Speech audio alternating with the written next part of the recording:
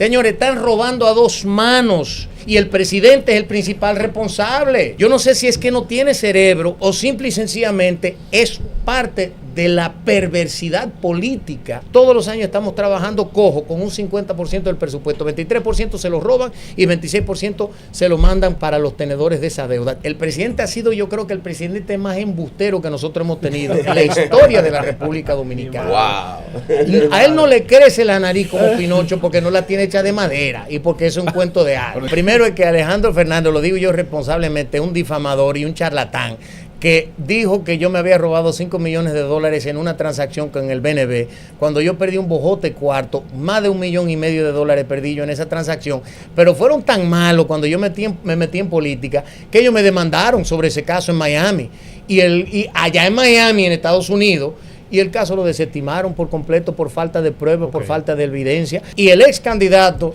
del partido de nosotros fue que me pidió un dinero, pero nunca cumplió con el contrato. Incluso jamás me comprometí yo a darle un centavo, sino yo le dije, porque eso sería ilegal con el dinero de la Junta Central Electoral.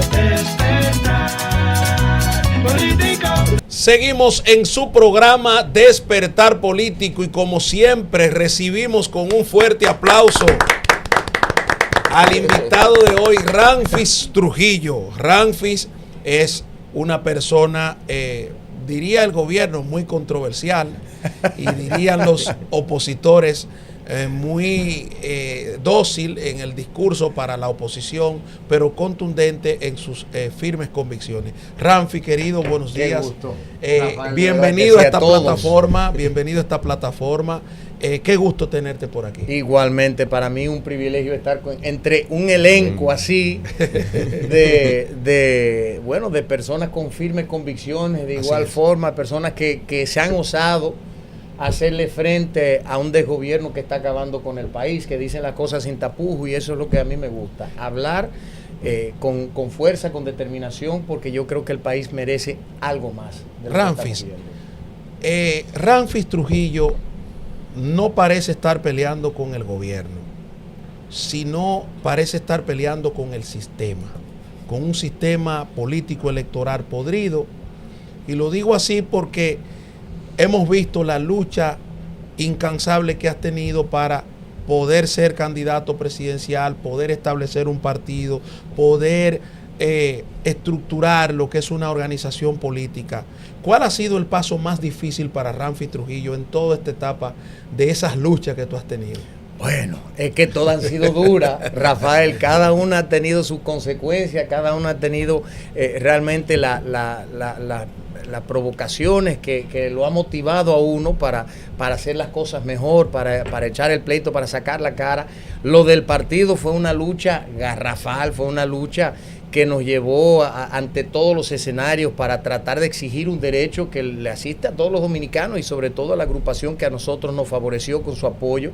Lo logramos, después de eso fue de cara a las elecciones del 24, entonces la lucha por la candidatura, que nos cerraron una vez más el paso, y yo siempre he dicho que esa candidatura que a nosotros nos corresponde, porque realmente aquí hay un escenario donde hemos visto otros candidatos con doble nacionalidad que han sido hasta presidentes en la República Dominicana, pero a Ramfis Domínguez Trujillo no lo han dejado pasar. Sin embargo, sabiendo cómo era el sistema y la lucha que nosotros íbamos a emprender, en el 2016, el 8 de junio, yo renuncié a la doble nacionalidad, por lo que ya para el año que viene cumplo los 10 años y ya entonces vamos a jugar en el campo de la igualdad de condiciones, porque ya no nos van a poder cerrar el camino, y eso también fue una lucha para nosotros, porque desprenderse evidentemente de algo que les corresponde a uno, que le da ciertas comodidades, tampoco fue fácil. Pero entiendo que el país hay que cambiar el sistema, como bien lo señalas, y que la casta política, como yo le digo, necesita una oposición no solo al de gobierno que tenemos en la actualidad, que ha demostrado su incapacidad, su apoyo a la haitianización del país y todos los temas neurálgicos que no han podido resolver ni uno de ellos, pero que están en contubernio con los demás partidos. Evidencia de eso es este llamado para a los tres expresidentes para resolver una crisis que ellos mismos provocaron. Sí. Porque aquí, después del gobierno del doctor Joaquín Balaguer con sus luces y sombras, es que se empezó la haitianización de la República Dominicana. Entonces, eso, ahí uno ve claramente el contubernio que existe entre esos 4 elementos que le han hecho tanto daño al país. Estimado Ramfis, hay una pregunta que yo podría decir que nos hacemos todos. ¿Por qué incursiona Ramfis en la política? ¿Está buscando reivindicar el apellido Trujillo?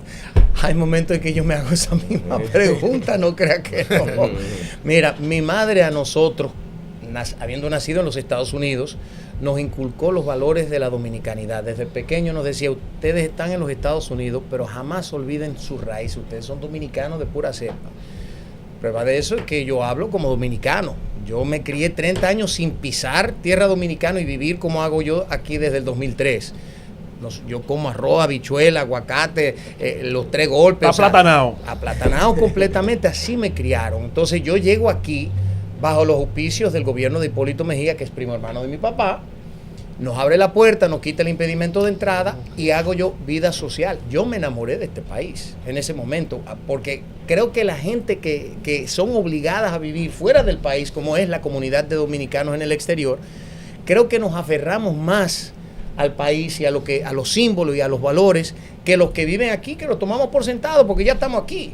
Sí. Pero nosotros lo sentimos y queremos estar aquí. Cuando yo llego aquí me enamoro del país y veo cómo hacen las cosas al revés, cosas que ya uno dice, pero señores, pero ¿y por qué ustedes no hacen esto así? Cosas axiomáticas. Y ahí poco a poco ese enfrentamiento al sistema se convierte en un proyecto para político. No perder el hilo en esa misma línea, usted en la diáspora, y mucha gente le critica, sí es bueno, porque se fueron con el bojote cuarto del erario público. ¿Qué hay de cierto en eso? ¿Se fueron sin nada? Lo mejor de eso es que la desclasificación de los documentos de la CIA recientemente tienen un documento muy importante que corrobora lo que dice mi madre en su libro, y es que la fortuna de Trujillo quedó aquí en la República Dominicana, quedó asignada a una fundación que se llamaba la Fundación San Rafael, y que después de la salida de la familia lo cogieron, lo descuartizaron y 3 o 4 familias hoy honorables se quedaron con todo. Esa es la realidad. No dicho por la familia, dicho por los propios documentos de la CIA, específicamente un documento que le fue entregado al presidente Kennedy explicando qué iba a pasar con toda la fortuna de Trujillo. Las últimas empresas la vendió Leonel Fernández en su gobierno. Y así nosotros hemos visto que todo lo que quedó aquí, todas las propiedades, todo quedó aquí. Yo siempre justifico, discúlpame Norisbel para darte paso, yo siempre justifico en un análisis histórico que la primera manifestación de una extinción de dominio, de una ejecución de la ley de extinción de dominio aún no existiera, fue con la muerte de Trujillo, porque todos los bienes de Trujillo pasaron a, entre comillas, al Estado Dominicano, y después vino entonces el reparto. Adelante, Norisbel. No, que como me gusta que hablemos claro. Ajá. ¿Cuáles son esas familias honorables que usted dice que se quedaron con ese patrimonio de los Trujillo? Mira, hay que investigar profundamente. Sí le puedo decir que los Vicini, sin lugar a duda, que se han quedado, se han apoderado de una gran parte del país. Fueron una de las familias que grandemente beneficiados. Los Bonetti, que se quedaron con la manicera, entre otras cosas más. Los Ornecuacú, que se quedó con el periódico El Caribe, y así sucesivamente. Podemos ir. Ahí hay un reporte que hizo Tirso Rivera, un gran contable, en junio del 1961, donde en ese reporte él desglosa todas las propiedades, las empresas, todo, que eran de Trujillo, de la familia, de los allegados, de lo que fuera. Y ahí está ese reporte. Hay que sentarse con ese reporte y entonces decir, ven acá, ¿y tú cómo terminaste con tal cosa? Enséñame cómo tú compraste. Porque ese es el proceso que hay que hacer ahora mismo. Yo entiendo, evidentemente, que hay leyes que prescriben, que van a decir, señores, no, ya eso no se puede, ya eso es de él, porque no lo sometimos a tiempo. Pero en honor a la verdad se tiene que hacer. Ahora, las familias que se sientan motivadas a hacerlo, que devuelvan la cosa para que el erario público pueda disfrutar como fue el propósito de todo eso. Pero en ese momento eran de los Trujillo. Pero ¿cómo? O sea, si a eso vamos, entonces tenemos como que empezar desde la época de los Trujillo, porque como Trujillo era dueño de prácticamente todo en el país. Claro, bueno, hay que recordarse que aquí cuando llegó Trujillo en el 1930, esto era un desorden colectivo. Habíamos salido del conchoprimismo, donde los gobiernos en un periodo de 60 años entraron 49 gestiones de gobierno. Es decir, de 1864, cuando Buenaventura Báez asume el poder, al 1924, cuando asume Horacio Vázquez, en 60 años de historia republicana fueron 49 gestiones de gobierno. Trujillo llega y empieza a construir empresas. Yo diría que la crisis más aguda de todo esto fue en el año 1900, a principios del siglo pasado, 1900 a 1905, porque en el gobierno, en 1903 tuvimos 3 gobiernos en un año. 3 gobiernos, así mismito fue. Había gobiernos que duraban 2 meses, 3 meses. Mira, usted sabe que todos los gobiernos tienen luces y sombras. Correcto. Y una de las cosas más importantes sería que las luces sean más que las sombras. En el gobierno de su abuelo, ¿cuáles son esas cosas? Puede ser 3 y 3, si quiere. ¿Cuáles son esas 3 cosas que usted entiende fueron las grandes luces del gobierno de Trujillo? ¿Y cuáles son esas 3 que usted entiende fueron sus grandes sombras? Mira, yo diría que en cuanto a la sombra, yo creo que todos los regímenes de fuerza tienen los mismos, es el mismo patrón. Cercenar los derechos a la libre expresión, obviamente el control represivo, evidentemente, los vestigios de la dictadura que llevan a un control, un poder omnímodo. Pero incluso lo que yo siempre he criticado es que aquí todo el mundo quiere ser Trujillo, para que estemos claros. Porque en el 1930, ¿qué hizo Trujillo? Centralizó el gobierno para controlar todo. ¿Y por qué nadie dice, bueno, ahora vamos a descentralizar el gobierno? Sí. Para crear una democracia. Esa es la propuesta, ese es el eje principal de la propuesta de gobierno de nosotros, desmontar ese sistema que nace de la misma dictadura. ¿No vivimos nosotros en un estado democrático? Para nada. Señor, yo me reí el otro día que el presidente dice, no, yo no me meto en temas de justicia, claro que no frente a la cámara, no, pero vaya a ver de noche llamando, mire fulanito, tráncame fulanito, espérate, llévame suave la gente del GC, espérate. Señores, el caso del GC es uno que estamos viendo que lo que tiene a favor esa gente es el Ministerio Público. ¿Por qué los hermanos de Danilo Medina siguen libres? Porque Luis Abinader hizo un negocio con esa gente, porque aquí es la política que se mueve tras bastidores. Entonces, no hay justicia, claro que no, aquí no hay democracia. Aquí hay un contubernio entre los 3 poderes del Estado. Nadie puede alegar que es diferente. ¿Quién baja una línea en el Congreso y dice, señores, me tiene que promulgar esta ley? Por eso es que aquí señores, un código penal que tiene 25 años en el Congreso y no lo acaban de promulgar, pero un préstamo lo hacen flash en 2 días, en un par de horas. Ronnie descubrió hace unos minutos que ese código viejo ya sacó cédula, creció, o sea, todo esto. Pero ahora le toca la nueva cédula también. Pero tiene que esperar el cumpleaños. Noble hermano Ramfi Trujillo, cuando observamos el comportamiento histórico de las inversiones de la infraestructura de este país, en el 1916-24, que este país era una aldea con menos de 200,000 habitantes, quienes hacen las carreteras son los americanos cuando llegan. Pero cuando llega tu abuelo, es que comienza a construir. En esos 31 años le sigue Joaquín Balaguer, sigue el PLD, y ahora nos encontramos con un gobierno de Luis Rodolfo Abinader Corona, que es el que menos está invirtiendo en infraestructuras públicas. En 70 años, el que menos ha invertido en 70 años. ¿Qué tú me puedes decir de esta situación? No, a mí me da pena con Luis, porque es que el pobre solamente ha podido tomar 45,000 millones de dólares prestados, entonces tampoco le podemos atacar. Así nada más han sido 45,000 millones de dólares en préstamos, señores. Con eso imagínense, incrementó el presupuesto de 18,000 millones que estaba en el 2020, ahora estamos en 26,000 millones, casi 27,000 millones. El pobre no lo podemos atacar así. Señores, están robando a 2 manos y el presidente es el principal responsable. Yo no sé si es que no tiene cerebro o es que simple y sencillamente lo están embaucando, lo que lo rodean, o simple y sencillamente es parte de la perversidad política del PRD, del PRM, que es lo mismo, señores.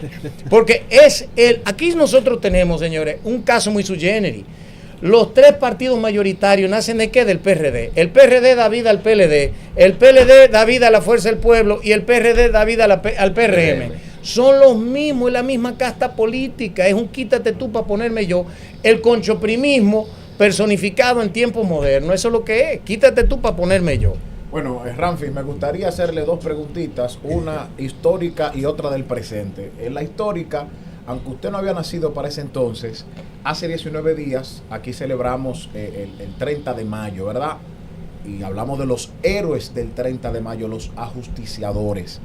En su lectura, ¿actuaron, como dicen algunos, por cuestiones personales o fue una gesta genuinamente patriótica desde el punto de vista de Ramfis Trujillo? Y la otra, Ramfis Domínguez, ¿verdad? Es, en la actualidad, usted mencionaba el tema migratorio, las 15 medidas que ha aplicado el presidente. Se habla de una disminución de las parturientas en los hospitales, se habla por consiguiente de una disminución también del gasto del gobierno en ese sentido. O sea, sé cuál es su discurso con respecto al tema migratorio y me gustaría saber cuál es su opinión al respecto. Mira, yo creo que la desclasificación de los documentos de la CIA están arrojando luz incluso sobre quiénes eran esas figuras, pero yo siempre lo he sabido. Para mí no fue para nada una gesta patriótica, para nada, porque si se hubiesen querido casar con la gloria, hay que entender algo. Esos eran los amigos de Trujillo. Ellos eran los amigos de Trujillo que entraban al despacho armados. Señores, yo les voy a decir una cosa.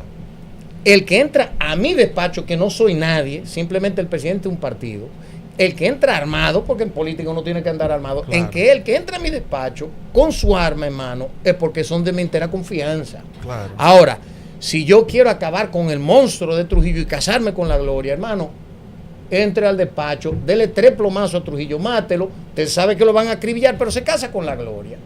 No fue así. Los documentos de la CIA dicen que eran unos patanes, peores que Trujillo, y que lo que querían era quitar a Trujillo para asumir ellos el poder. Eso lo dicen los documentos de la CIA, y fue así. Antonio de la Maza, señores, ¿quién era? Antonio de la Maza le decían el carnicero de Independencia. Ellos tenían aserradero por allá y le decían el carnicero de Independencia. Juan Tomás Díaz le decían el verdugo de Moca.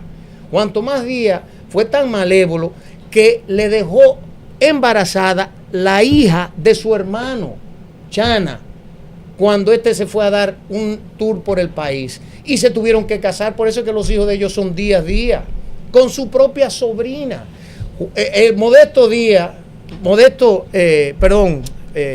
Amado Díaz. Báez, Miguel Ángel Báez Díaz, era el bufón de Trujillo que trató de maipiolarla o a su propia hija para entregársela a Trujillo, que lo dice John Barton Martin en su libro Taken Over by Events, es como se llama en inglés, no recuerdo el título en español. Eran unos perversos que querían quitar a Trujillo. Parte del régimen, Rafael Bonelli, que fue presidente del Consejo de Estado, fue quien le trajo la silla eléctrica de Venezuela a Trujillo. Eran parte de la dictadura. Entonces lo mataron para quedarse ellos. ¿Cuál era la diferencia entre el grupo del 14 de junio con ese grupo del 30 de mayo? Bueno, mire, yo reconozco obviamente y creo que es innegable la valentía de esos jóvenes que se enfrentaron, que llegaron evidentemente para enfrentar el gobierno de Trujillo. Ahora, ellos venían a derrocar a Trujillo y decían los documentos a matar a toda su familia. El gobierno se defendió. Ahora, hay que entender algo. Habían dentro de ese grupo personas que eran ideales, con ideales comunistas, otro que lo habían engañado, porque Fidel Castro llegó con la idea de la revolución democrática, engañó a los mismos americanos. Entonces, muchos iban con ese ideal, vamos a democratizar, mentira, pero los ideales, los valores de la revolución eran comunistas. El ídolo de Manolo Tavares Justo, que dirigía el 14 de junio, era Fidel Castro. Él se vestía como Fidel Castro y daba discursos como Fidel Castro aquí. Entonces, y la hija, Minú, mantuvo una relación muy cercana con Fidel Castro y con esa ideología comunista, que parte de esa ideología está impregnada en su partido hoy por hoy. Entonces son personas que nacen de esa ideología izquierdista que tanto daña. Ahora yo le digo a la gente, señores, si el 14 de junio hubiese tenido éxito, hoy fuéramos un Cuba más. ¿Y quién aspira a tener lo que nosotros tenemos hoy en Cuba? Absolutamente nadie. Usted menciona a Minú, con permiso de mi compañero, sí. Y menciona otro evento histórico bastante interesante. La muerte de las hermanas Mirabal. ¿La ordena Trujillo o quién la ordena? No, eso es sencillo. Eso lo ordena entre Antonio Inver Barrera, Luis Amía Matió, y eso incluso... ¿La muerte de las hermanas Mirabal? Sin lugar a duda. sin lugar a dudas. Señores, el 2 de noviembre del 1960 se produce un documento entre Plato Cox, que era agente de la CIA aquí en República Dominicana, y Antonio Inver Barrera, donde le dice que el gobierno norteamericano no se podrá involucrar en ningún movimiento adverso al régimen hasta no producirse un acontecimiento desestabilizador. Eso fue el 2 de noviembre, 23 días antes de matar a las hermanas Mirabal. Y el 23 de diciembre, casi al mes, hay otro documento donde el gobierno aprueba la suplantación de Trujillo con Pupo Román Fernández, que era secretario de la Fuerza Armada. ¿Y qué procuraban ellos con esa jugada entonces? Desestabilizar el gobierno. Señores, Trujillo sabía perfectamente lo que le iba a acarrear, ese nefasto hecho. Ahora, lo que yo siempre he dicho, para mí son heroínas. Los haya matado Trujillo o las hayan matado los que se oponían o querían derrocar a Trujillo, son heroínas porque murieron víctimas de ese momento histórico, sin lugar a dudas, y se enfrentaron al gobierno. Se empantalonaron y se enfrentaron al gobierno. Eso no le quita nada. Ahora las utilizaron a ella como blanco para llamar al repudio internacional. Pero, perdón. Vamos a ver. Perdón. O sea, usted me quiere decir que todas esas muertes, que todas esas personas que metían en la cárcel de la 40, que toda esa situación que fue provocada, o sea, no fue por Trujillo, porque realmente, entonces la historia está totalmente desvirtuada. No, según es que lo que usted está diciendo. La historia está totalmente desvirtuada, pero yo no me estoy refiriendo a la 40, yo me estoy refiriendo a un caso específico de las hermanas Mirabal. Porque tenemos que entender, señores, en junio de 1960, un error de Trujillo mandar al atentado en contra de Rómulo Betancourt, fallido. Exacto. En agosto de ese mismo año, ¿qué hace la OEA? Sancionan a la República Dominicana y Trujillo, ¿qué empieza a hacer? Limpiar su imagen, mandar un bojote cuarto a Estados Unidos para limpiar su imagen. Lo último que él necesitaba en ese momento era algo de esa envergadura, porque lo iban a acabar de derrocar, él lo entendía. Pero usted no entiende que en esos momentos ya Trujillo estaba totalmente embriagado de poder y entendía que él era, una persona que podía con absolutamente todo, que es precisamente lo que hace el poder embriaga y vuelve loco a las personas. Totalmente de acuerdo. O sea, usted no entiende que en ese momento ya teníamos un Trujillo que estaba totalmente desequilibrado, mentalmente. Pero justamente, vamos a decir, yo creo que ahí no incide el desequilibrio mental de Trujillo. Lo que hay que entender es que ya el gobierno estaba debilitado. Después del 55, que para mí era el momento histórico cuando se lleva a cabo la Feria de la Paz y Confraternidad del Mundo Libre, el gobierno entra en un declive, sin lugar a dudas. Tanto así es la debilidad que a Trujillo, después de 31 años, logran matarlo. Con eso le digo yo que ya el poder lo estaba perdiendo, porque tenía disidencia dentro de su gobierno. Y ese acto, ese gesto en contra de esas tres damas, demuestra justamente eso, la debilidad del régimen de Trujillo, que dentro del marco de su gobierno pueden realizar semejante barbarie. Y una de las debilidades fue que quienes mataron a Trujillo fueron sus amigos. Correcto, peor aún, que incluso cuando le lleva la tirilla Villía, que le decían García Urbáez, que es el papá de Angelita de Vargas, él dice, no, pero Juan Tomás Díaz, imposible, Juan Tomás y Negro Trujillo eran compadres, compartían todos los fines de semana, eran sus íntimos amigos. Antonio Inver Barrera era empleado de un hermano de mi abuela, Ramfi, de Paco Trujillo, Paco Martínez. Por eso entonces se provoca aprobar una ley para que no se mencione a Trujillo, para que no se mencione esa virtud, porque los defectos ya estamos diseñándolo, destacándolo. Ahora se crea una ley donde no se puede mencionar a Trujillo por ninguna parte. En términos favorables. Que es la ley 5880-62, que quien la promulga es el Consejo de Estado bajo el mandato de Rafael Bonelli, justamente siendo él culpable de llevarle la silla eléctrica que se utilizó en la 40. Fue Rafael Bonelli. Entonces llegan todos, empiezan a detutanar el robo más ciclópeo de la historia y dicen, espérate, vamos a pasar una ley para que no se pueda hablar favorablemente de Trujillo, pero sí acabar con él. Y ahí voy yo en cuanto a las luces, que no concluí esa pregunta, que es lo siguiente, señores, nosotros fuimos el tercer país en pagar la deuda externa. Aquí se construyeron cerca de 5,000 escuelas, aquí se construyeron 350 puentes por todo el país que siguen en pie. Aquí aunque dice la directora, disculpa que le interrumpa, del Museo de la Resistencia, que realmente no se pagó la deuda externa, sino que se nacionalizó simple y llanamente. Bueno, hay que comprender algo. Primero ella tiene que ir a clases de economía para entender que el valor de una divisa es el conjunto de elementos económicos, financieros de un gobierno. Si se nacionaliza esa deuda, de igualmente se lo toman en cuenta porque es una deuda del gobierno propiamente. Y lo que dice la valoración de una divisa es simplemente es la fortaleza del gobierno. Y podemos ver que en ese momento el peso valía más que el dólar norteamericano.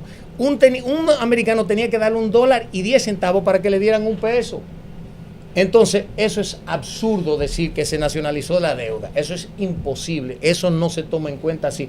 Hoy por hoy, la divisa dominicana, el peso, que se creó justamente en 1947 después de pagar la deuda externa el 19 de julio, en agosto de ese año se crea el Banco Central y se establece la moneda dominicana.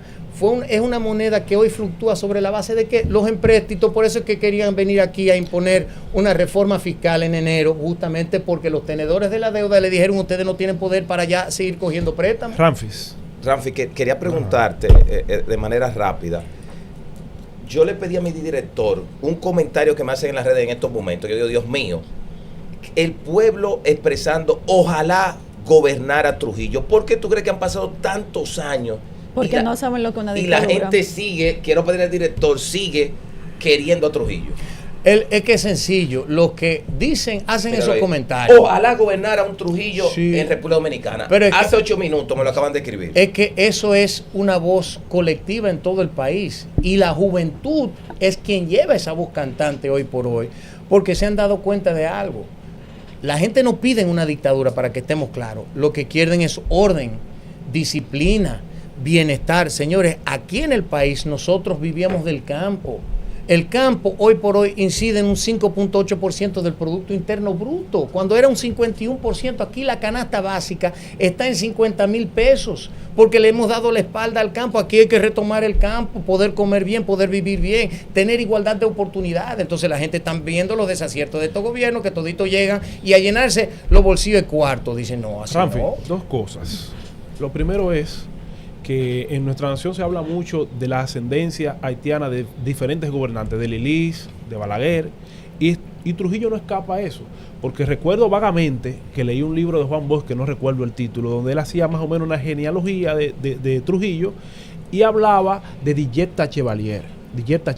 Entonces, agréganos un poco de luz sobre eso, por favor. Y lo segundo es, ¿has tenido tú, por tu apellido, algún encontronazo? Te han puesto bloqueos en muchos sitios. Es decir, han dicho, no, espérese, usted es nieto del dictador, y te han echado para un lado, por decirlo así llano. Sí. Entonces, nosotros hemos tenido que fajar, yo he pasado de todo, pero cuando tú eres una figura pública tienes que estar preparado para todo, porque de igual forma que me han atacado, a mí me han acogido con mucho cariño, y yo acepto las dos cosas, y yo he tenido enfrentamientos de gente que me han dicho, mira, a mí me pasó esto en el régimen, y yo tengo esa sensibilidad, y me siento a hablar con ellos, y si tengo que pedir disculpas de tu acto, lo hago. Públicamente yo no lo hago porque para mí es una aberración aprovecharse de un escenario público para hacer algo tan populista y tan burdo. Yo no soy de eso. Yo hago las cosas cuando yo lo siento de corazón.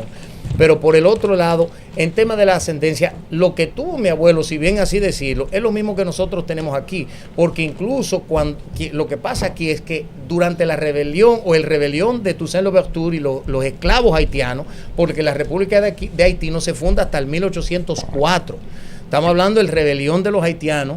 Viene, Napoleón manda a Joseph Leclerc, que es el hermano de Josefina, su esposa, y manda a un señor que se llama Joseph Chevalier, que era el bitatarabuelo mío, que se enamora de una esclava haitiana y tiene un hijo, pero en ese momento no era la República de Haití, porque fue durante el rebelión. Claro. Ese general se regresa a Francia y ya entonces ellos se mueven para acá porque todavía no había una frontera segura. En el 1777, durante el Tratado de Aranjuez, se delimita por primera vez, pero luego viene el Tratado de Basilea, donde España le cede para terminar con la guerra, el territorio dominicano a Francia, y ahí es que vienen los esclavos a apropiarse y decir, pero esto es mío, y nos invaden en el 1801, o sea que no era Haití todavía, o sea que la ascendencia haitiana no la tenemos, pero sí africana, como lo tenemos todos los dominicanos, que tenemos un 35% de sangre haitiana, orgullosamente, porque eso es lo que le hace la raza de nosotros la más hermosa del mundo. Y española la tiene, porque habla claro. Gutiérrez en su libro Trujillo Monarca sin Corona, de José Trujillo Monaga, José que era Trujillo un Monaga, doctor sí. que quedó aquí. Él era capitán de la Armada Española, llega aquí, se convierte en criminólogo, se va a Cuba y escribe 7 libros, se convierte en jefe de la policía, un hombre brillante. Él era abuelo de Trujillo. El que era bisabuelo, el capitán Juan Pablo Trujillo Plata Monaga. también. Español. Correcto, y por mi abuela también, por los Martínez de Alba y todo eso. Ramfi, es difícil separar a Ramfis Trujillo de esa historia que hemos venido comentando. Ahora, las propuestas para el país luego de la muerte de Trujillo, las propuestas para el país luego de los gobiernos tradicionales, PLD, PRD, Partido Reformista, PRM hoy, la propuesta del Ramfi político hacia la República Dominicana. ¿Qué pretende hacer Ramfis una vez llegue a la presidencia de la República? Bueno, lo primero que nosotros tenemos que ver es, como hablamos, el tema de la descentralización del gobierno para mí es fundamental, que es aplicar un sistema federalista para que cada provincia maneje sus propios recursos, para disminuir la cantidad de recursos que maneja el gobierno central. Eso para mí es fundamental. Que cada provincia, en materia de su producción, se quede con su chelito y le den un porcentaje al gobierno para manejar los temas nacionales. Eso para mí es vital. Lo otro es erradicar realmente la corrupción para hacer lo que yo encuentro que es fundamental en este etapa, que es poder refinanciar la deuda externa de la República Dominicana con una moratoria de 5 o 6 años. ¿Para qué? Para tomar ese 26% que hoy nosotros pagamos del presupuesto destinado a los intereses e invertirlo en el campo. ¿Por qué? Porque hoy estamos utilizando solamente el 16% de las tierras hábiles para cosechar. Queremos recuperar ese 84% y a su vez hacer que las personas regresen al campo y poder recuperar el campo, al llevarlo al 100%, crear nuevas fuentes de ingresos. En solamente 2 años, con esa inversión en el campo, le vamos a agregar 34,000 millones de dólares al Producto Interno Bruto de la República Dominicana. Con eso, en 5 años, empezar a trabajar en función de pagar la deuda externa, porque la gente no se dan cuenta de cómo pesa eso sobre nuestra soberanía. Nosotros hoy por hoy estamos pagando intereses solamente 1/4 parte del presupuesto nacional. Y si vamos a lo que dice Transparencia Internacional, estamos pagando otro 23% en corrupción que perdemos. O sea que todos los años estamos trabajando cojo con un 50% del presupuesto. 23% se lo roban y 26% se lo mandan para los tenedores de esa deuda. Tenemos que trabajar en función de eso, pero promulgar una ley que obliga al gobierno a trabajar dentro del marco de un presupuesto balanceado. Esa ley de responsabilidad fiscal no hace nada más que decirle al gobierno: ustedes pueden aumentar el presupuesto, pero solamente el 3% por encima de lo que se aumente la tasa y no sé qué, no sé cuánto, una serie de estupideces para favorecer a los gobiernos. Hoy todos los años favorecen la ley complementaria después de promulgar una ley de presupuesto, porque roban, cogen cuarto prestado y entonces tienen que buscar los chelitos para cumplir los gastos operacionales. La medida quedó en el aire ahorita. Señores, inocua completamente. El presidente no tiene ninguna intención de resolver eso. Incluso nosotros hicimos un presupuesto que le llevamos al presidente que se llama Plan 27 de febrero, donde nosotros le proponemos 25 puntos que hemos trazado para resolver esa crisis. Entre ellos está el desmonte, porque aquí los del PRM le dicen que aquí no se puede, aquí tenemos que regularizar. Porque nosotros, incluso Omar Fernández dijo, hay que regularizar. ¿Por qué? Porque no quieren enfrentarse a la situación. Aquí hay que desmontar la mano de obra haitiana. ¿Qué he dicho yo? Mínimo tenemos 600,000 empleos informales de los ilegales, ¿verdad? Vamos a formalizarlo, esos con dominicanos. ¿Qué vamos a hacer? Ahora el gobierno va a empezar a recibir impuestos, carga impositiva, que es lo que pagamos todos los que trabajamos aquí, ¿verdad? Entonces, que de esa carga impositiva que va a recibir el gobierno, ayuden a las empresas a paliar el aumento salarial. vamos a ponernos de acuerdo, vamos a ayudar al empresariado aquí porque queremos también, yo creo en la empresa libre, yo creo en la empresa privada, yo no creo en cómo han hecho esta gente que fue incrementar la cantidad de empleados de gobierno de 620,000, hoy tenemos casi 740,000, le han agregado 120,000 empleos al gobierno. El protocolo hospitalario, esto de que la parturienta, hay una gente migratoria en los hospitales. Bueno, suena muy bonito para que lo crea el presidente. El presidente ha sido, yo creo que el presidente más embustero que nosotros hemos tenido en la historia de la República Dominicana. Wow. A él no le crece la nariz como Pinocho porque no la tiene hecha de madera y porque es un cuento de hadas. Pero dice que se está aplicando, disminuyó de un 38 a un 19%. No, igual, no, pero señores, aquí la economía está sumamente bien. Pregúntele al dominicano de la calle. Aquí la delincuencia la han disminuido muchísimo. Pregúntele a la ministra de Interior y Policía. Aquí nosotros no tenemos problemas de deuda. El país es un país perfecto, según el presidente de la República, y estamos resolviendo la crisis haitiana. Aquí todos los problemas, los hospitales están en su mejor momento. SENASA cumpliendo con todo el mundo, le están pagando los medicamentos a todo el mundo. Es el mundo que ellos quieren que nosotros veamos. Ahora, salgan a la calle y pregúntenle al dominicano de a pie qué es lo que está pasando y le van a decir, eso es otra historia. Estimado hermano, quiero irme a la historia. Hace una semana estuve observando una revista muy famosa, la revista Renovación, de un periodista, Julio César Martínez, que tuvo una labor protagónica en el periodismo en los primeros 12 años de Joaquín Balaguer. Me encuentro con un artículo muy importante de Julio César Martínez que habla de la época de Trujillo y de las intenciones que tenía Trujillo de ocupar el territorio haitiano. ¿Qué tú has escuchado de los relatos que te han hecho personas cercanas a tu familia sobre este tema de ese nacionalismo y de la intención de Trujillo con la situación de Haití? Mira, realmente yo creo que la intención de Trujillo no era ocupar Haití, sino hay que entender incluso que quien empezó a ordenar la casa en Haití fue Jean-Claude Duvalier, Papadoc, como le decían. Y evidentemente quien puso a Papadoc en Haití fue Trujillo por medio de sus relaciones con los Estados Unidos. Él entendía claramente lo que yo entiendo hoy, que para nosotros resolver la crisis en Haití y en República Dominicana es reordenando, reconstruyendo Haití. Nosotros no podemos entender que dentro del meollo que ellos hoy por hoy exhiben, vamos a poder resolver esa crisis. Nosotros podemos cerrar la frontera y esa crisis va a seguir.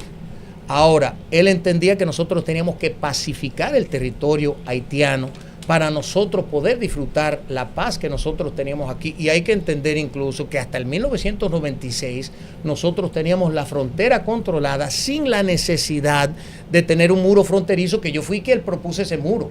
Porque yo dije, señores, que nosotros necesitamos un muro. Y la gente que me critica, digo yo, pero mire, ¿eso es bíblico, señores? El muro es bíblico. Pero es que la crisis de Haití nos está afectando. Incluso yo le estoy, bueno, no quería, Ángel me va a matar por haber dicho esto, pero le estoy escribiendo una carta al Santo Padre, luego del artículo que salió, donde yo le estoy, claro, yo le estoy explicando la realidad, que esa carta se le va a entregar hoy al nuncio apostólico, la realidad de la República Dominicana, porque aquí nosotros hemos sido irresponsables, los gobiernos no han sacado la cara, no han creado la retórica correcta en el ámbito internacional, han permitido que nos tilden de xenófobos, de antihaitianos, de racistas, en vez de decir, señores, eso no es verdad, la República Dominicana no puede cargar el peso, señores, nosotros tenemos un altísimo nivel de pobreza aquí en la República Dominicana y tenemos que atender a los nuestros primero. Ramfis. Dios. Ese es nuestro deber. Estimado Ramfis, yo tengo que decirte que a mí me gusta tu forma de comunicar. Me encanta. Gracias. La forma que lo haces, que sonríes, a mí me encanta. Pero No. Es el agua. Viene el fundazo. Yo sentí Prepárate, que era Ramfis. ya te lo conocí. Ramfis, prepárate, Ahora viene el Ramfis. fundazo. Cuidado, Ramfis, cuidado, no caiga en gancho. Mira, Ramfis, aquí a mí me gusta hacer las preguntas difíciles. Ajá. Lo que la gente no expresa, que la Claro. gente quiere saber y yo quiero saber. Claro. Hay una nebulosa que a mí no me ha quedado claro si eso está zanjado. A ti, a usted, escúchame. no, trátame de ti, yo soy muchachito, es la calva Bueno. que me delata, señores, eso le agrego un par de añitos. Alejandro W te tiró unos fuetazos durísimos. Unos líos de unos cuartos, un bojote cuarto, con el BNB, no me acuerdo con qué banco era, un lío internacional, no sé, Wow. con unos millones, yo no me acuerdo el caso ahora mismo. Y entonces, eso es uno, eso quedó debidamente zanjado. Y lo otro es, el cobrador dice que tú lo cubiaste. ¿Qué fue lo que pasó ahí? Mira, lo primero es que Alejandro Fernández, lo digo yo responsablemente, es un difamador y un charlatán que dijo que yo me había robado $5 millones en una transacción con el BNB, cuando yo perdí un bojote cuarto, más de $1,5 millones perdí yo en esa transacción, pero fueron tan malos cuando yo me metí en política, que ellos me demandaron sobre ese caso en Miami, y allá en Miami, en Estados Unidos, y el caso lo desestimaron por completo por falta de pruebas, por falta de evidencia. Después de eso me investigó la FBI, porque alegaron que me había robado no solo los $5 millones del BNB, pero sino después salieron que yo me robé $5 millones de dinero de campaña cuando yo sustenté mis propios gastos de campaña, de mis negocios, de mis empresas. Duré yo 3 años y medio bajo la investigación de la FBI. El único político de República Dominicana que es capaz de superar una investigación de 3 años y medio de la FBI en Estados Unidos, y me descargaron en el 2023, no se atrevieron, porque se dieron cuenta que todo lo mío ha sido decoroso. Yo manejo la cosa con pulcritud, y el ex candidato del partido de nosotros fue que me pidió un dinero, pero nunca cumplió con el contrato. Incluso jamás me comprometí yo a darle un centavo, sino yo le dije, porque eso sería ilegal con el dinero de la Junta Central Electoral.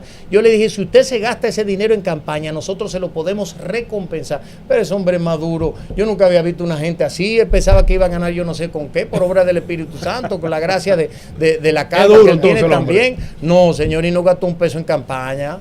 No gastó un peso en campaña. Ramfi, ya usted tiene su partido, pero ahora el Tribunal Constitucional ha emitido una sentencia que vimos en principio que todo el mundo le marchó en contra, pero de buenas a primeras se está respaldando un proyecto de ley que ha enviado la Junta Central Electoral con esa facultad, esa iniciativa, ¿verdad?, legislativa que tiene en materias electorales, que es su competencia. ¿Cuál es su opinión de las candidaturas independientes, que si bien usted no hubiese tenido la oportunidad de organizar un partido luego de todas las trabas, hubiese sido una opción las candidaturas independientes? ¿Cómo usted ve eso en la República Dominicana? Mire, nosotros entendemos que la candidatura independiente es algo bueno y válido. Incluso en el 2020 yo me declaré candidato independiente por medio de la ley de régimen electoral en ese momento y su artículo 147, 148 y 149. Yo me agarré de eso.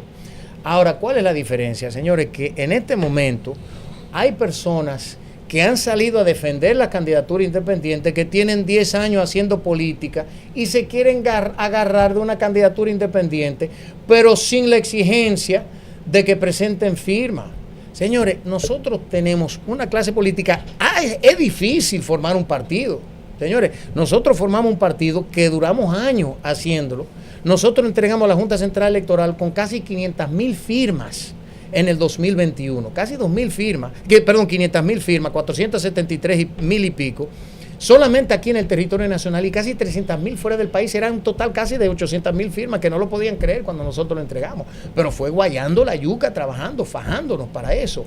Hoy por hoy nosotros tenemos un partido que en menos de 2 años la encuesta Gallup de febrero dice que nosotros somos el cuarto, la cuarta fuerza, porque es el cuarto partido en la preferencia del electorado. Eso es un hito histórico para la República Dominicana. ¿No teme Ramfis Trujillo a que esos sectores que él ha mencionado se vuelvan en su contra y comiencen a partir de estos momentos donde ese partido está creciendo, donde ese partido está siguiendo los pasos de un crecimiento electoral significativo, como usted lo dice? ¿No tiene Ramfis el temor de que esos sectores atenten contra usted? Más de lo que han atentado en contra de nosotros hasta el día de hoy, yo no creo que puedan, pero la realidad es que yo tengo grandes amigos en el sector empresarial aquí de la República Dominicana, y ellos han visto las propuestas nuestras. Ellos saben que nosotros creemos en el sector privado, que vamos a dar un espaldarazo a las empresas aquí en la República Dominicana, pero dentro de un marco donde todos los dominicanos tengan igualdad de oportunidades y podamos echar para adelante todo. Lo que nosotros no podemos ver es quedarnos de brazos cruzados ante los monopolios que se han construido aquí en la República Dominicana. Nosotros tenemos que adecentar el campo laboral, nosotros tenemos que transformar el sistema económico productivo del país para que todo el mundo tenga la oportunidad de ganarse para de pesito. Ahora, lo que yo siempre he dicho, Rafael, es que aquí los dominicanos buenos somos más. y nosotros no necesitamos el dinero del sector privado, no lo necesitamos, porque nosotros tenemos un apoyo económico que viene de otro grupo que se ha manifestado mucho más que los grandes empresarios aquí, que son los dominicanos del exterior. Que los dominicanos del exterior, hoy vi yo que las remesas creció aún más, creo que ha llegado a 4.9 mil millones de dólares en este trimestre. Entonces hay que agradecerle eso, señora, a esa comunidad que nos han dado el sustento y el apoyo, y nosotros le damos, ¿cómo le recompensamos eso? Dándole la espalda, Ramfis, yendo allá a buscar chelito y sin resolverle un solo problema a esa comunidad. Ramfis, dos cosas. Hablabas de que Hipólito Mejía levantó el impedimento, creo que fue, para que tú entraras al país. En ese mismo sentido, Balaguer te llegó a recibir a la familia. ¿Cuál fue el trato de Balaguer hacia ustedes? Y lo otro es, en un momento dado, no recuerdo, llegaste a hablar de mano dura sin dictadura. Entonces, en ese sentido, ¿cómo tú ves estos nuevos uniformes de la policía, la intervención en Capotillo, lo que está haciendo Farideh? ¿Cómo tú ves eso?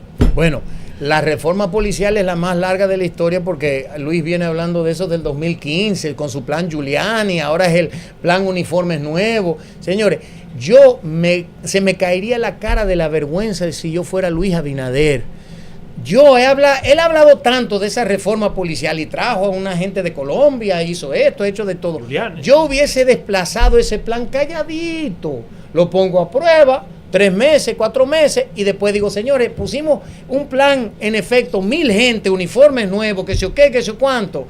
Lo que es bulto, lo que están haciendo para venderle a la ciudadanía, todo lo que ellos hacen es una fanfarria, pan y circo. Miren lo que yo estoy haciendo, al final no resuelven nada, señores. Ya la policía hay que refundarla. Cuando uno ve la cantidad de coroneles, generales envueltos en el tema del narcotráfico, que saben dónde están los puntos de droga, que tráeme esto, que tráeme lo otro, es una decadencia absoluta. Yo mismo decía, hay que reformar la policía. Mentira, señora, hay que refundar la policía ya en la República Dominicana. Estoy llegado a niveles superlativos, ya la corrupción allí dentro. Entonces hay que buscar gente buena, darle capacitación, darle recursos. Señores, un policía tendría que buscarse 3 salarios diferentes para cumplir con la canasta básica solamente que nosotros tenemos hoy. ¿Y cómo esperamos que ellos salgan a la calle dentro del marco de ese desasosiego que viven en su vida personal? Diga, defender la seguridad ciudadana, imposible. ¿Cómo se pacifica Haití en la lo circunstancia actual? Bueno, hay otro. Lo del doctor Joaquín Balaguer. Mire, yo le voy a decir una cosa.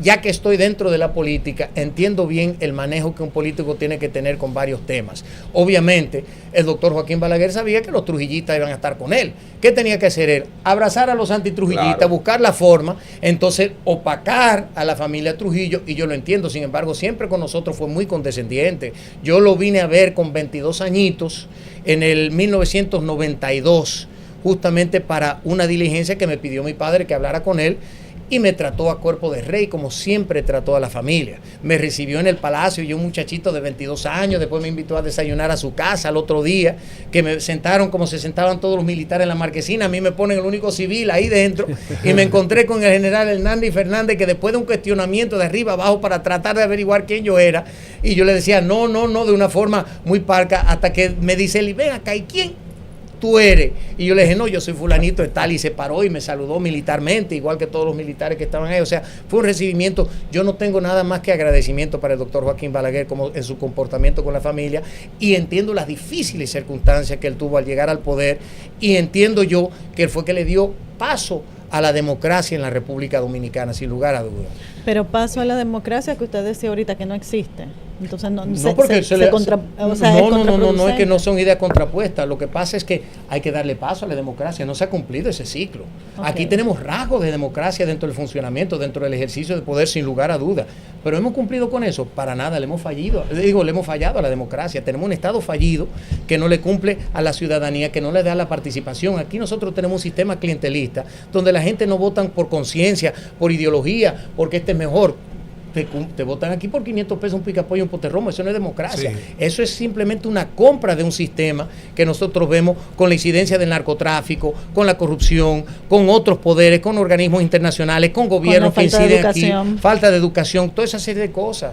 Me preguntaba con respecto a la situación haitiana, ¿cómo se pacifica ese país y qué rol debe tener la República Dominicana? Hasta ahora, lo que estamos prestando asistencia a los soldados kenianos, sabemos que esa misión no tiene ninguna posibilidad. Desde su punto de vista, ¿qué rol debemos jugar nosotros ahí y cómo se pacifica ese país, aniquilando las bandas, negociando con ellas, ¿de qué manera? Mira, lo primero que nosotros tenemos que ver es desde el punto de vista de la República Dominicana. Nosotros tenemos una crisis que se tiene que resolver, pero esa crisis primero se resuelve aquí. Yo creo que tenemos que resolver la construcción de un muro, no la verja perimetral, que incluso lo han dejado a media, y lo mismo porque se le vio el refajo al presidente cuando establece 15 puntos y dice, ahora nosotros vamos a hacer una licitación para terminar una porción de esa verja. Entonces, tenemos que acabar de construir ese muro. Ahora, el presidente ha ido a todos los foros internacionales a pedirle, a decirle una plegaria que por favor, que aquí, señor, la solución de Haití está en República Dominicana. ¿Cómo? Tenemos que deportar a todos los ilegales haitianos. Al momento que esa crisis que la tenemos nosotros encima, la desplacemos a Haití, ¿qué va a pasar? Ahí usted va a ver que llega Francia, Canadá, Fuerza de Paz de la ONU y van a resolver su lío allá. Después que se produzca un estallido social allá. Claro, claro. Nosotros estamos aliviando la carga de Haití. Nosotros somos simple y sencillamente ese oxígeno que necesitan los malos haitianos que están causando esa situación, entre ellos la clase alta que quiere que toda esa gente migren para acá. Nosotros somos el tanque de oxígeno para esa gente, le estamos dando ese respiro. Una vez que nosotros traslademos esa crisis allá, ahí van a llegar todos los organismos internacionales que hoy vienen aquí a hacer campamentos de haitianos, que hacen obviamente un forcejeo con el gobierno y le dicen, mira, coge un dinerito, pero ábreme la frontera. Porque aquí hay una situación que viene de Estados Unidos, señores, y hay que hablarlo claramente y sin tapujos. Los demócratas de Estados Unidos provocaron esa apertura fronteriza, empezando con lo del terremoto en el 2010 y el bojote cuarto que se robaron los Clinton, Hillary y Bill Clinton. Se robaron un bojote cuarto allá en Haití. El primer permiso de explotación minera se la dieron al hermano de Hillary Clinton allá en Haití. Ellos querían mantener esa apertura. Hay un libro interesantísimo que se llama Clinton Cash, de Albert Schweitzer. Ahí él desglosa todos los malabares de los Clinton allá en Haití. Y acuérdense que Clinton incidió en la victoria de Obama, Obama incidió en la victoria de Biden, y así sucesivamente. Ellos han ido provocando esa apertura fronteriza. Ahora tenemos un cambio radical en la política de Estados Unidos, y el secretario de Estado de Estados Unidos vino aquí y le dijo al presidente, deporten, nosotros lo vamos a apoyar, deporten. Porque yo sé bien cuál fue esa conversación que ellos sostuvieron. Nosotros le vamos a apoyar en sus decisiones migratorias. Hagan lo que tengan que hacer. O sea, que hay que aprovechar este momento. Claro, esta es la coyuntura histórica perfecta. Ramfi, darte las gracias, hermano, por estar aquí. ¿Se acabó? Sí. Nos están haciendo más señas que un tráfico aquí, pero mucha gente conectada, señores. Mucha gente conectada en el día de hoy. Esta entrevista se ha disparado. De verdad que muchos seguidores, Ramfi, tú tienes aquí, por ejemplo. Muchos seguidores. Darte las gracias una vez más y pedirte un mensaje para tu pueblo. Bueno, primero agradecerles a todos ustedes la oportunidad del diálogo. Para mí es interesantísimo y tratar hasta las preguntas difíciles para que estemos claros. Me gusta. No, porque es importante. Esas son inquietudes que tiene la gente y uno tiene que responder. Porque si uno aspira a ser una figura pública, sobre todo aspirando a la presidencia, aunque no estamos a destiempo todavía, pero estamos dentro del marco del trabajo del partido, y uno tiene que someterse al escrutinio público más severo y que la gente lo conozcan a uno, y que uno realmente está tratando de hacer un trabajo en aras de transformar este país y de restaurar el país, que es lo que nosotros necesitamos. De modo que gracias por la oportunidad, y a los dominicanos decirles que aquí tienen su partido, el PET, que está realmente causando estragos. A mí me dijo alguien el otro día, de otro partido, no voy a decir quién, pero fue una alta dirigente del partido, dice, Ramfi, tú estás dando mucha agua de beber. Digo, hace falta. De modo que gracias, Margarita, por eso. Pero bueno, señores, gracias a Dios. Señores, este hombre se ha despedido con un bucapié. Una gran comisión le acompaña, encabezada por el hermano Jorge Puello. Ángel Puello. Me va a matar Ángel. Una gran comisión con él, y de verdad, señores, agradecido de haber estado con ustedes. Ramfis Trujillo, candidato presidencial, y un hombre de luces que aborda los temas nacionales en la República Dominicana. Hasta la próxima.